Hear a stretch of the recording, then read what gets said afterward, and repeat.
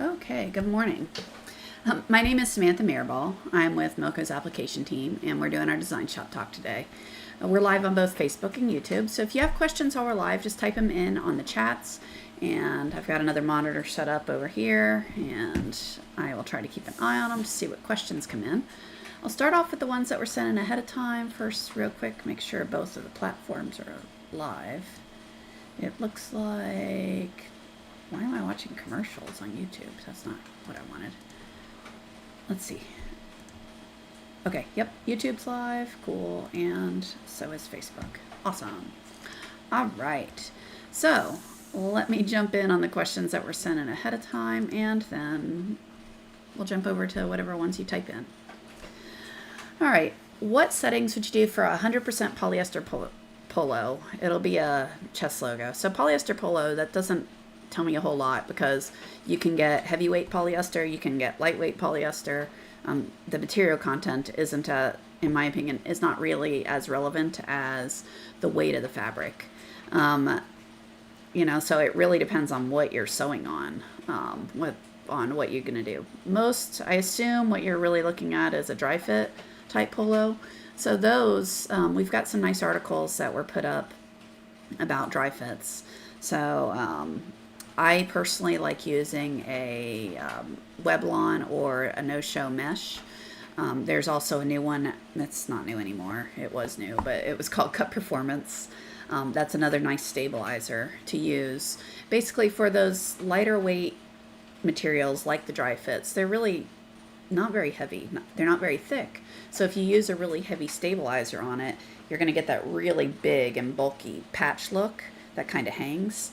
So, using a Cut Performance or the Weblon, those sorts of stabilizers are good. I like to do, I think in the article that they have, let's see. Yeah, so so the link that was posted in the comments, there's a link to a video there.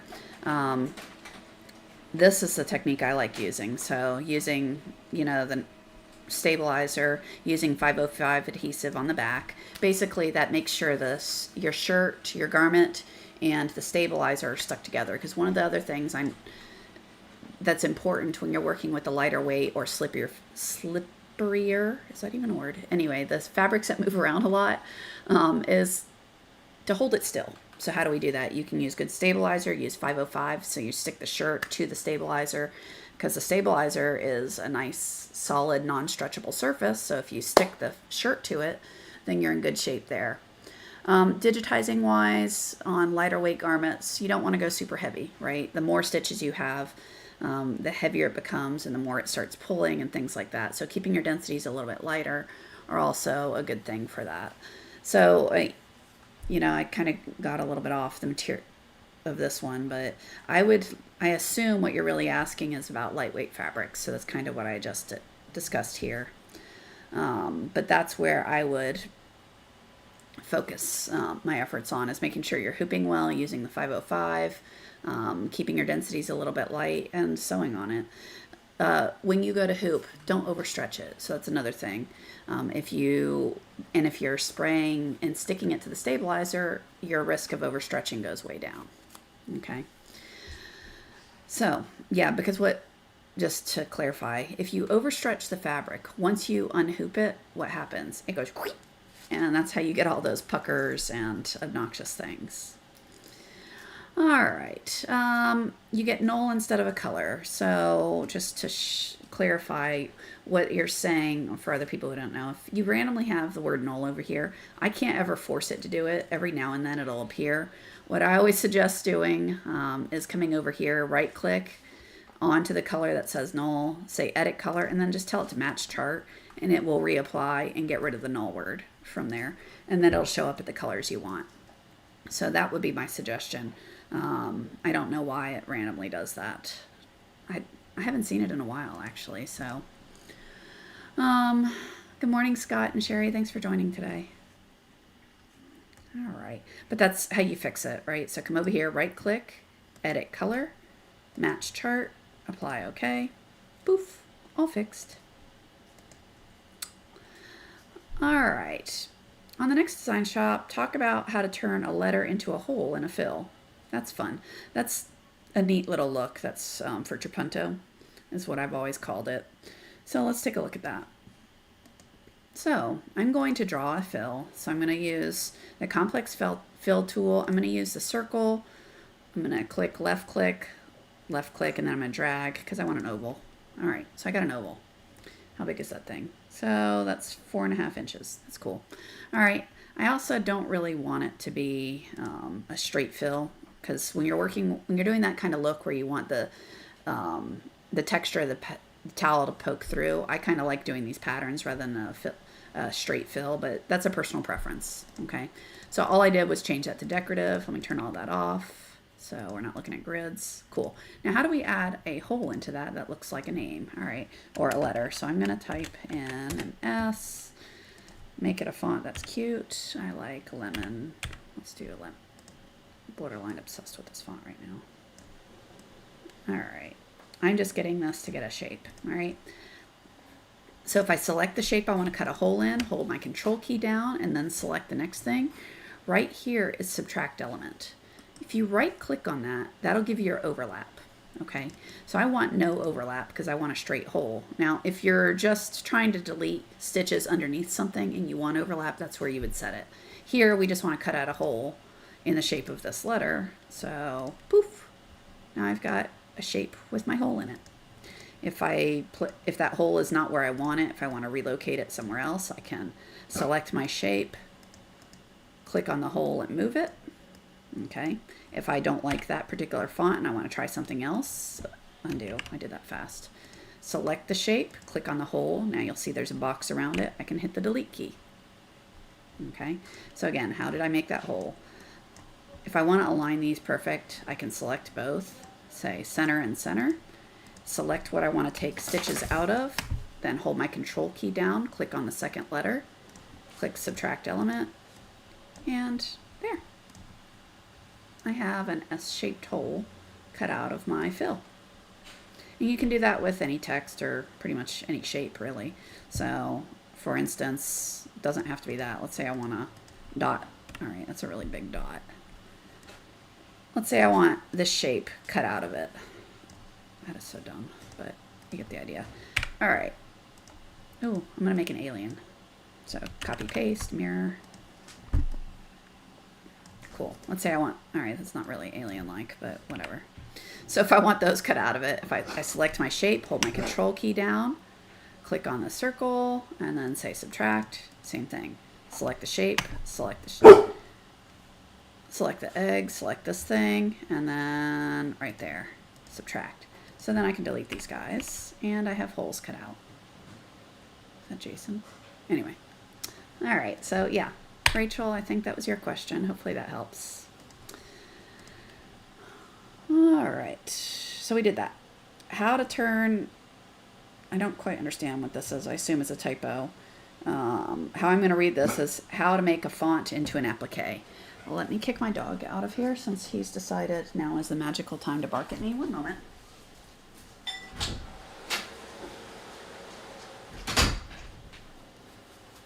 I apologize.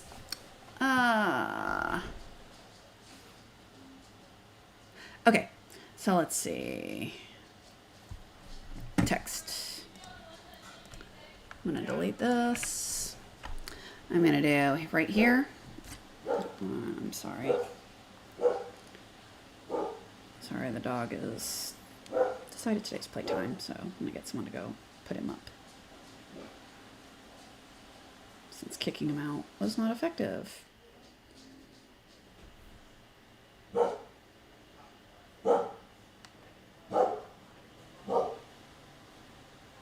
Okay. Good morning, Lorena. Thanks for joining. All right, so how do we turn a font into applique? So, text.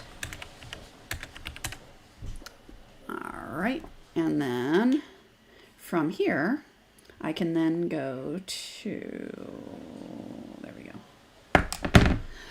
I can come over here and make this, let's say 4 inches tall. And let's make that Boffo, because I like that font today. That's cute. All right, so this is DesignShop 12. To turn this into an applique, I go into Properties. Under the lettering, I change that to applique, hit apply, and now that's an applique font. Okay, so if you want to modify the applique settings, okay, you would come over here and click this down to applique, and now you can get to all the different aspects of applique. So if you want an additional color change after the tack down, if you want to change the density on the cover stitching, which is the top stitching, you can change that. If you want to add a different underlay to that, you can do there. So let's say I want that to be a zigzag. Yeah, that's cool. So you can change all the properties of the actual applique by just clicking here and going to applique. All right. So it's pretty much that simple. And then from here, now it's just placement, zigzag, cover stitch, placement, zigzag, cover stitch. So you can go through and turn that entire word into an applique. Okay. Did that help? I forget who asked that question. Well, let me know. Now, if you want a different font, I already have it all set up. So I don't know, Cooper's. X is a little bit weird on Cooper's, but yeah, so it's already changed. All I had to do was go, all right, I want a different font. I didn't have to go modify all the properties again. It's already created, and it's still an applique.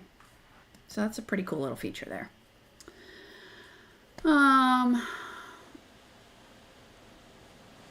I have submitted a ticket. Fix the converter to vector under the graphics tab, along with the option to go to illustration software as it was in 11. I, Frank, do not understand what that is, what you're referring to be able to help you there. The graphics tab? I literally don't understand that one. Convert to vector. So right click, operations, convert to vector. So I can still do that. Under the graphics tab, graphics. Oh, undo. Sorry, I'm trying to convert to vector. So that's still there. So I'm not 100% sure. I guess I never used this tab up here. I always did it through buttons or other things. So I'll have to go back and look at 11 to see if I can figure that out. If you submitted a ticket, then someone definitely will look at it. So I'm not sure that's helpful for you, Frank, but I'll look at 11 when I get off today to see if I can figure it out. Okay.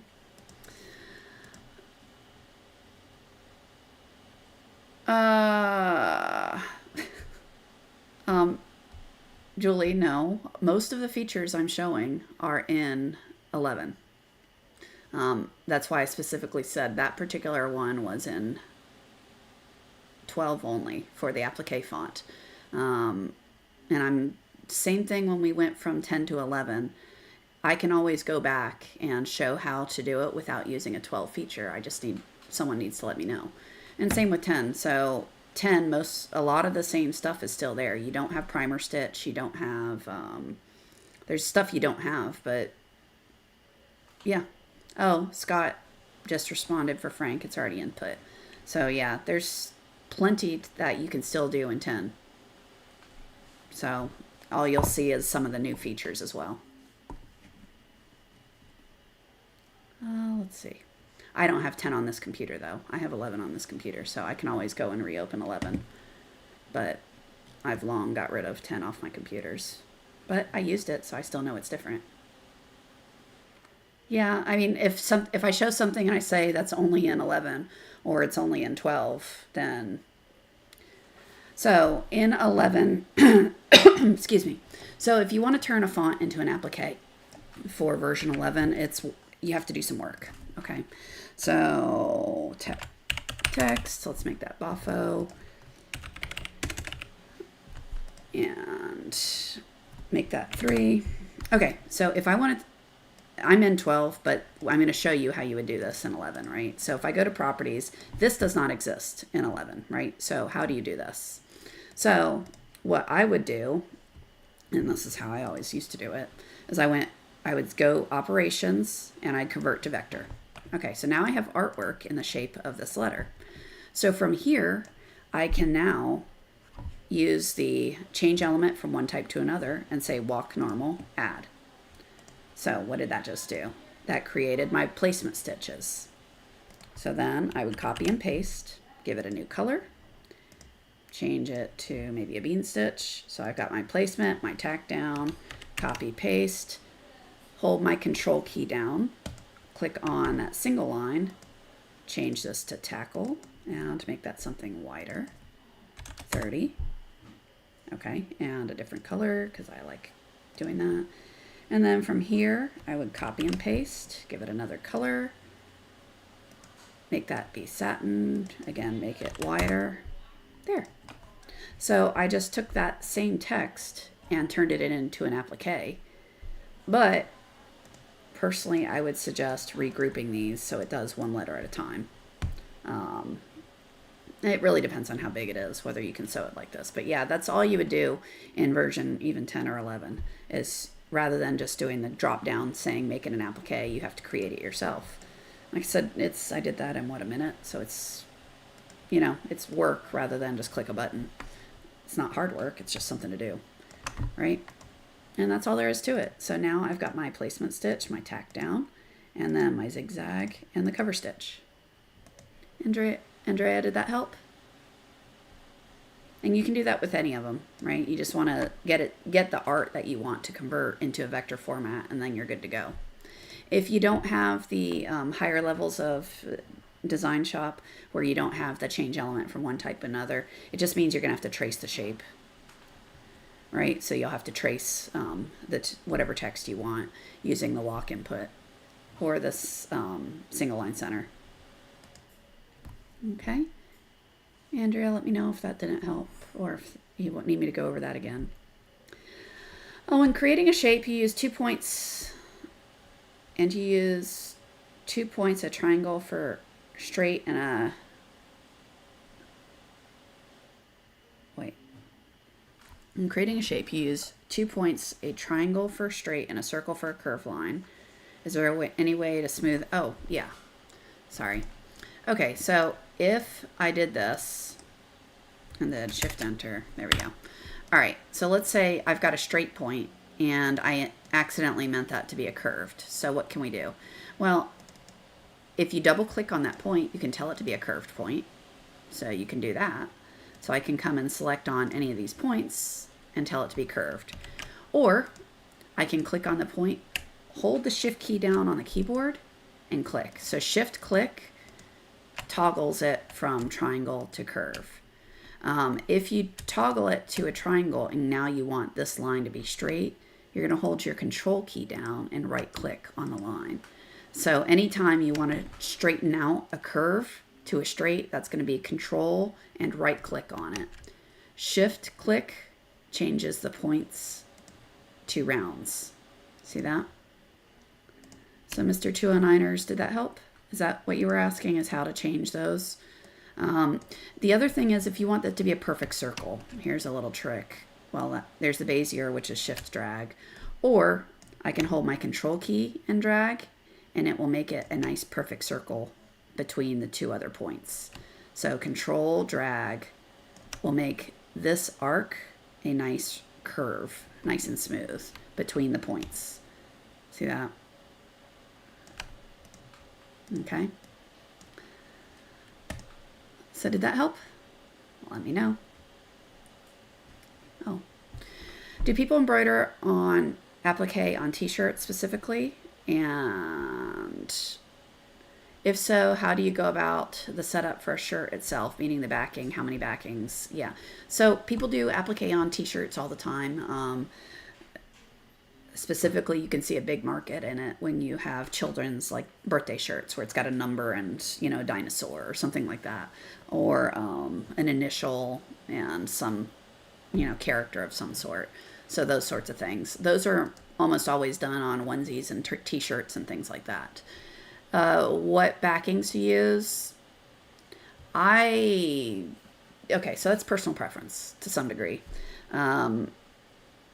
I stay away from tearaways 100%. I don't like tearaways on wearable garments, so I won't use them. I really like a 3.1 ounce stabilizer. Like, I love that stuff. I use it like it's going out of style. Now, the thing with it, it's heavier, so it depends on the t-shirt. If you have a really lightweight t-shirt, a 3.1 ounce stabilizer is going to be a little bit heavy.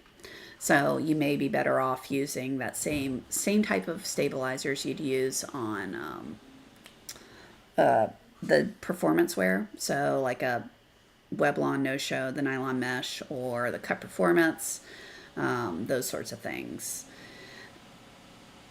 So I would go and personally use one of those. So either use the 3.1, that's my preference because I love that stuff, or use a Weblon. It's a nice lightweight stabilizer. If you're going to use the lighter weight stabilizers, I always use a 505 adhesive to stick it to it. Again, that's what works for me and what I like to do. So I'll spray the shirt, stick it to the stabilizer, or hoop it. Mighty hoops are my friend, but whatever hoops you have, as long as you're not overstretching it, you're good to go. So how many backings? I like using 2 if I'm using the lightweight stuff. So I'll, particularly if it's got a grain to it, I actually cross them. So I'll have one straight and another one at an angle to it. If there's a grain to the stabilizer, otherwise stacking 2 is usually fine. What else was your question? What type of cutaway? Like I said, I like the 3.1, but any of the no-show meshes work as well. So yeah, that's how I would do them. When converting a vector over, it adds more stitch directions than you'd like. Is there a faster way of deleting stitch directions? Well, you can convert it back to a vector and just add the stitch directions directly. That's my preference.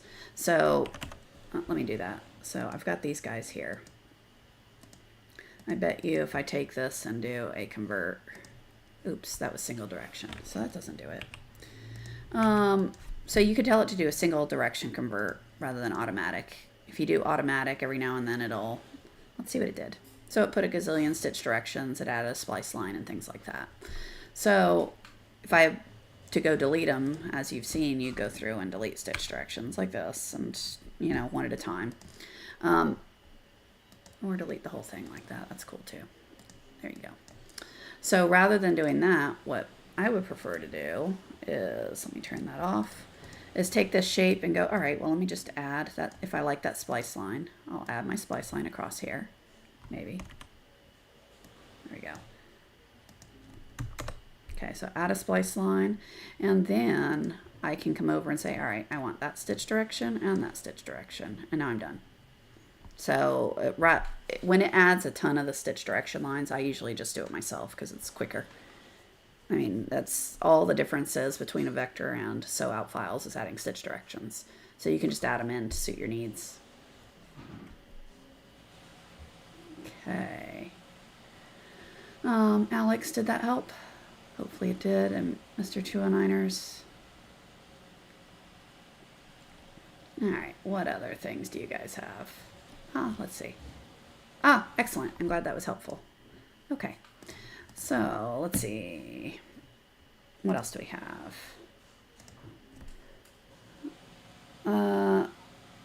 Okay, we did that.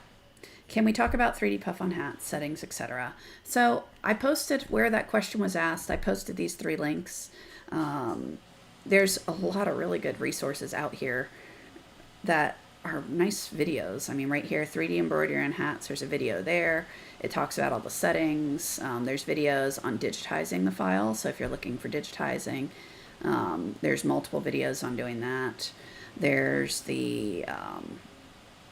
that video, there's techniques that you would use as far as where you'd put your presser foot, to what needles, speeds, all of that is here. So check all of that out and see if that helps. If you haven't taken a look at those videos, they're done really well. So, you've got that one. These are, let's see.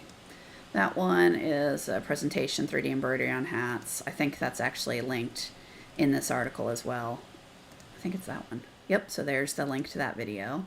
And then the other one, Let's see, I thought it was in here as well. There's that one. It's one John LeDrew did. That's what the other one was. This one here. So John had that one. So they're all excellent videos to check out. When embroidering really small letters, needle and thread recommendations. Needle, so 65/9. So whenever you're going smaller, you're going to go to a 65/9. So basically a smaller needle, and then you would go to a 60 weight thread. They do make smaller threads. Personally, I just stay with the 60 weight when I'm going to, if I really want to go down that much smaller. I usually just change the design because I think microscopic things with embroidery while you can do it, and it looks pretty darn cool. I've seen these tiny little things done with 70 weight thread that are outrageous at how cool it's done, so small. I just don't see the need personally to grab a magnifying glass to see detail on things. I'm too blind for that, so that's 100% personal preference for me. So I'll go down to the 60 weight stuff because it's cool. We do also have some neat, yeah, I use the 60 weight thread, not the 70 or 75. But they do sell it. Madeira makes a really nice tiny thread. I bought some just to play with, and it's cool. It sews tiny. 60 weight is good enough for me, though. We did get a link to an article there on techniques for sewing small things. There's been quite a few videos that were done on it as well, of the different techniques you'd use as far as digitizing as well as the needles and threads. But really the key to small lettering is making sure the digitizing is done correctly. You don't have densities so dense that you're sewing 2,000 stitches in a tiny little area. It's not going to go well if you do that. Right, so making sure it's digitized appropriately, using a small needle and then using a 60 weight thread. And you can get some beautifully tiny sew outs doing that. What other questions do you guys have? Let me scroll back through my comments and see if I missed any while I was... Oh, let's see.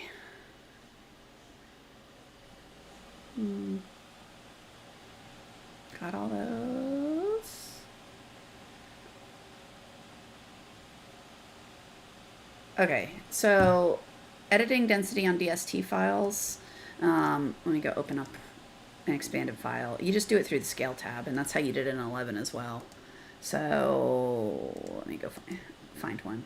C drive, designs, legacy, same difference.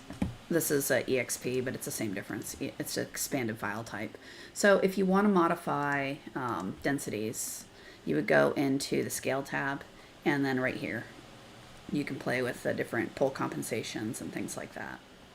Fill densities, the fill stitch lengths, all of that. What shows up as unclickable? Because it's literally you go and you got to make sure you're not selecting a group of things, right? So you would select the expanded element you want to modify, go into, you can go properties and go to scale, or you can go right click scale. And some of them are, it depends on the type of element that it is, right? So notice the fill density is no longer there because this is column. These are columns, so you're going to modify it with the columns. So what's available for you to modify is going to change based on the type of element that is there. So once you get into this, you know, this one before fill density on this one, watch when I switched over. Oh, so if I come over to this guy and I go to the, scale tab, only these are available, right? Whereas if I go to the scale tab on this one, it's going to be these two. Is OFM the best file for our machine? It's the native format for our machine. So yes, you're not going to find, most folks, when you send stuff out for digitizing, you're going to get expanded files back of some sort. So it's pretty common for file places you go and you buy out from, if you just go to websites, they're not going to give you the wireframe formats. They're going to give you the expanded formats, even if you're getting, you know, Jeff files or Huss files, whatever it is. So yes, OFM is native. It saves the color information, saves the wireframe, saves all the information of how the stitches are generated, all of that fun stuff is in there. So yeah, that's ideal. If you're buying file types off of websites and stuff like that, you're not going to find OFMs usually. So you're going to have to end up with, DSTs, EXPs, GIFs, HUS, pretty much any format the machine will read. And you can open up. But what I always would do is open it up, color it, do whatever you want, add, any personalization, and then save it as an OFM and you're good to go. Right? That way it'll keep the color information you saved. Can DS12 transform a DST into an OFM? Yeah. So you can. Should you is another question altogether. In general, you can save a DST. So this right here, this is an EXP file. I can do file save as OFM. And let me do that. I'm going to save it as one day expanded OFM. And now it's an OFM. That doesn't mean it's an editable OFM, but this is an OFM file now. So if I came over here and gave these specific colors that I wanted to save within the file, I've just made this thing really hideous, but So if I wanted to save it like this, I could save this as an OFM. And when I go to open it again, all of that color data is still there. It's still expanded, right? So these are still expanded types, but so they're not wireframe based, but it is an OFM. All right. So all the stitch data is saved within the OFM. So yeah, you can absolutely do that. Now, if you're trying to convert it to an OFM, meaning turn it into a wireframe, I always suggest caution with that, right? Because you're going to lose, you'll turn it into a wireframe and sometimes it works great and other times you lose information. Specifically, like if you have a fill with a pattern in it, the software, when it converts it over, it's going to go, that's a fill. Here, have a pretty fill. And it's a solid flat fill. All the patterns within it go away. So you just want to kind of be careful. I always try to convert as few things as possible to wireframe when they're in expanded, because you're changing the intent of what whoever designed it as. So that's just me personally. We did get you some links on how to convert, but yeah, you can absolutely save any file type to an OFM. It's just, unless you convert it, it's not going to be. Can we embroider on the bill of a hat? I would not recommend it. So can you? Yes. Should you? No. Most of the embroidery on the bills of hats is done pre-construction, meaning they embroider the fabric and then they make a hat. Or they make a patch and bond a patch to it. Those are the most common ways you sew on the bill of a hat. Imagine if you just go hoop it with clamps and sew on it, the top side will look great, but the bottom side's going to look horrible because it's just going to be bobbin, right? So while you can sew through bills, I've sewn through some pretty aggressive materials, it's not something I recommend because, like I said, most of that embroidery is done pre-construction. Okay, Alex, did that help? Or it's done as patches and then bonded on or sewn with a basic sewing machine, like a post bed or something like that. Recommended thread brands. I use Madeira threads. I love it. It's super strong. It sews nice, easy to get. That's what I use. I've used Isacord. It's nice. I've used Roboton Anton. My go-to thread is Madeira. So, and I'm rather committed to that thread line now because all my clients are tied to those thread charts. So, but if you're just getting started, check out, see what colors you like. But I really like the ease and how strong the Madeira threads are. But Isocord's good too. Got no complaints there. It's pretty. What other questions?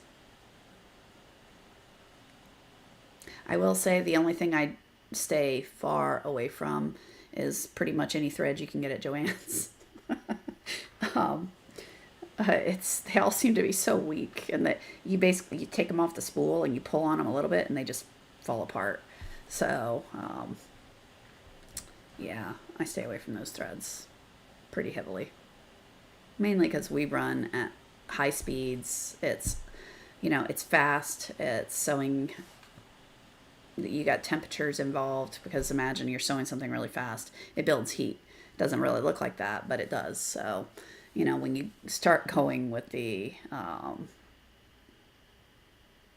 with, you know, high speed and things like that. I prefer stronger threads. Cool. Yeah, if you found a brand that works for you, that's great. It's like I said, I am long committed. Oh, I didn't realize that, Lorena. She points out the Floriani threads are wound reverse and don't really work well because of how they're coiled. That's interesting. I've never tried Floriani. I always either use Madeira, and then Robertin Anton. I use some of their threads, specifically their glow threads. And then, who else? And then Isocord. And the only reason I've used them is because a local quilt shop has them. So when I run out of thread, I can take my color chart down there and match. Anyway. All right. Customer requested dense full back embroidery on leather jackets. Any recommendations for this embroidery? Be careful. So typically when I do stuff on leather jackets, I actually do it as a patch and then sew the patch on. Leather jackets are, in my experience, really expensive and I don't want to mess them up. So I'll make a giant patch and then sew it on. That's how I prefer to do it rather than direct embroidery. Mainly because if I quit test sewing quite a few years ago.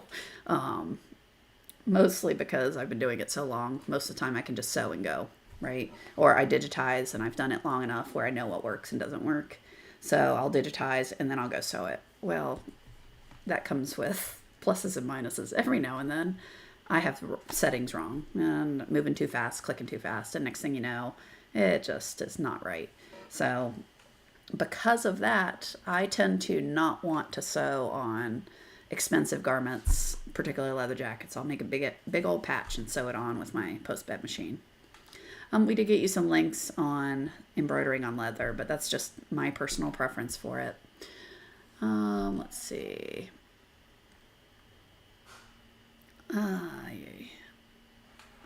Do I use my embroidery machine to sew it on? I don't, but I have done that. I've got a really nice walking foot sewing machine, a post bed sewing machine. So I just do it on my industrial machines. It goes quicker for me than digitizing a separate shape to then go sew it on. Now, with that said, I had a client want circle patches on the sleeve of a short sleeve shirt, and they wanted them here. And I did those all on the embroidery machine. I didn't even bother using stabilizer because it was just sewing a circle down. In my Mighty Hoop, I clamped the shirt and I used alignment points on there. Had it draw a circle. I had a sticky back adhesive on the patch, peel stick, and then it would sew it down. I'd pull it off and do the next one. So yes, you can do it with your embroidery machine. It's just not something I do routinely just because it's usually quicker for me to do it on a sewing machine. How fast do I run the machine? Do you max it out? Do I max it out? Occasionally, not often, because it's just, I look at it this way, just because I can run my car, I can speed down the road at 120 miles an hour, doesn't mean I should, right? So, yes, have I maxed it out? Absolutely. I'm in a hurry. I'm trying to leave the shop in 2 minutes and I just want this job to be done. I've maxed it out. But I don't do it routinely. What do I run the machines at? Probably faster than most people run theirs at, me being the impatient sort. So I tend to run, ideally 1100. I pretty routinely run 12 to 1300. It really depends on the design. If I'm doing simple line work and stuff like that, I'll go 13, 14, those sorts of things. 13, 1400.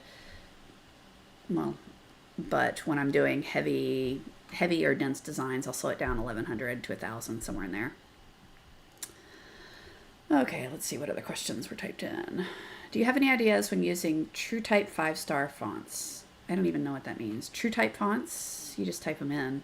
I don't understand the 5-star fonts. So, Sherry, I'll need more info on that because True Type fonts are True Type fonts, right? You just install them on the computer and type. That's what that Lemon font is. So it's a font I downloaded. Oops, come back. Lemon milk. So that's one I installed on the computer, shut down the software, opened it back up, and now there's the font.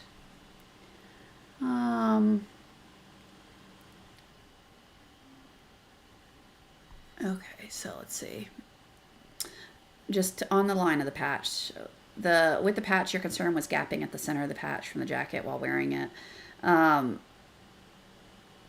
don't ever notice that, because when you wear it, the garment all tightens up, and if it's sewn well, it's just a matter of making sure it's all flat and secure when you sew it. It really doesn't bubble out.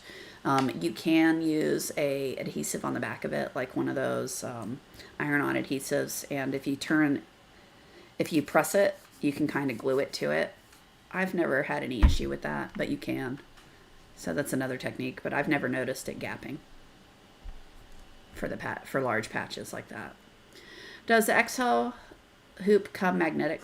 No, it doesn't. The XL hoop is a plastic hoop, just a standard hoop.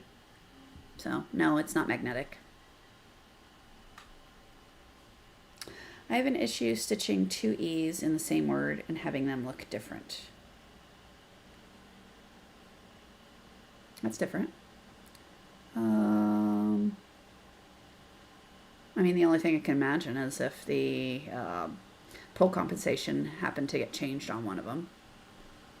Or is that happening with true type fonts? So Sherry, is that a true type font thing? Because what you can do is on any true type font, so I'm guessing what you're asking about, what you're actually looking at is when it auto digitizes the true type font, it'll do one letter one way, and then it'll auto digitize it another way. What you can do on that is you can go right click, save letter, and it will, on the one you want, and then anytime you use it, it will then use that particular digitizing for that letter. So you can do that, and that way it'll be the same way for every letter when you go to use it. Yeah, so that's my guess is with the true types, because it's going to auto generate the stitches based on whatever there's math and stuff. I imagine it being a weird braid. Whatever it's thinking about is how it does it, right? So what I would do is select the one you like, right click, save letter, and use that, and then it will use that one when you go to use it again. Okay. What other questions?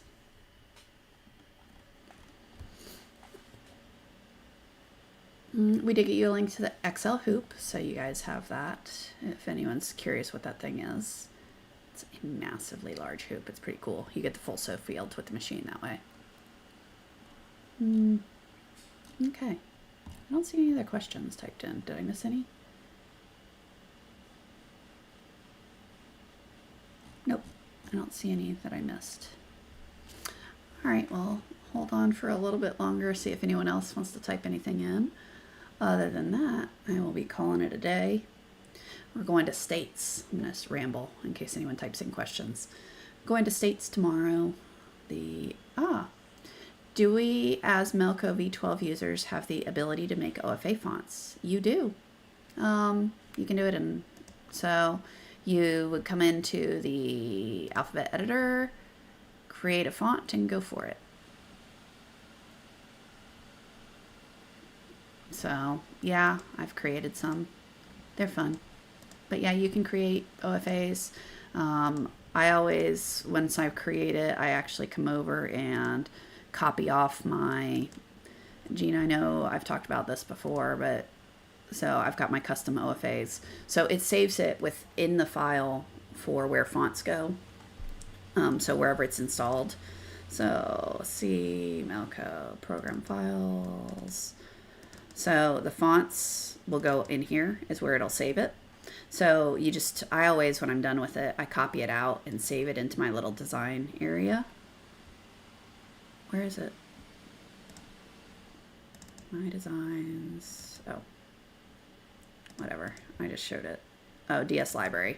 And I save it over here. That way, when I want to go to another computer, I have it all saved off, and I've got all my art and all of that. Yeah. Oh, there was something else typed in. Let's see. Where do you find stabilizer for the XL hoop? You can buy big old rolls of stabilizer. That's what I do. I bought a ton of them today. Let's see. Madeira. Mart. So I just received this stuff. That's a 2.5 ounce. Just buy it as a roll. And they've got these big old rolls. So that's 30 inches wide. You've got 40 inches. I just bought that guy, 40 by 200. So it just arrived today. I bought it yesterday. So I can cut it down to whatever size I want. I mean, it's 40 inches tall. It's massive. So yeah, you can just look for rolls of stabilizer in the weight you want, and you'll find whatever width you want. Okay. I know somebody here sells them. United Threads, I'm pretty sure All Stitch does. They're all over. Just look for rolls of cutaway rather than pre-cut sheets, and you'll be good to go. All right, any other questions? All right, well, I'm going to be watching all the children run up and down the course at Sculling States tomorrow, so that'll be fun. I've got 11 boats of children racing that course all weekend. Hopefully they'll take home some medals. We'll see. So that'll be exciting. I'm one of the coaches for that group, so we'll see. And then in 2 weeks we have sweepstakes, which sculling is 2 oars, sweep is 1 oar. So because of all of that this month, most of these talks are going to be on Thursdays for this month until I can get past all the states.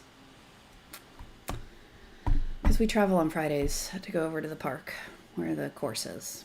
Anyway, all right, everyone. I will talk to you guys next Thursday. Let me know if you've got things you want to learn, and we'll try to work that in. When you see this little screen on social media asking for questions, type them in ahead of time. That way, if I need to make examples, I can. I hope these are helpful for you. Let us know what you want to learn about, and I will absolutely try to help out. Until then, I will talk to you guys next week. Have a fantastic weekend, and have fun sewing. Bye, everybody.